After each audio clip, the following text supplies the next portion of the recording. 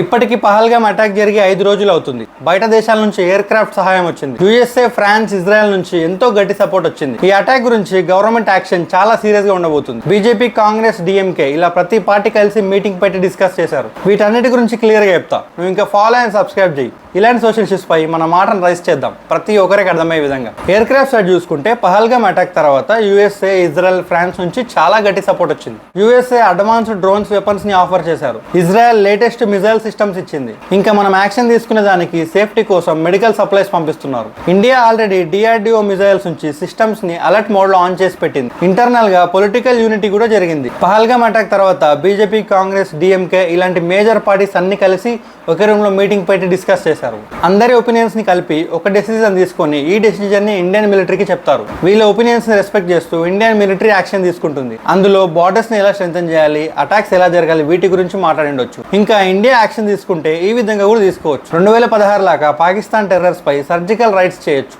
Israel styles లాగా drones attacks కూడా చేయొచ్చు. ఇల్లీగల్ గా పిఓకే ప్రాజెక్ట్స్ పాకిస్తాన్ వాళ్ళు చేస్తుంటే వాటిపై కూడా బ్యాన్ చేయొచ్చు. ఇలా చేస్తే వాళ్ళ ఎకనామిక్ దెబ్బ పడుతుంది. ఇంటర్నేషనల్ గా పాకిస్తాన్ పై హెవీ ప్రెజర్ పెట్టడం చేస్తారు. మన ఆర్మీ ఫోర్సెస్ కి ఆర్డర్స్ రెడీగా ఉంటాయి.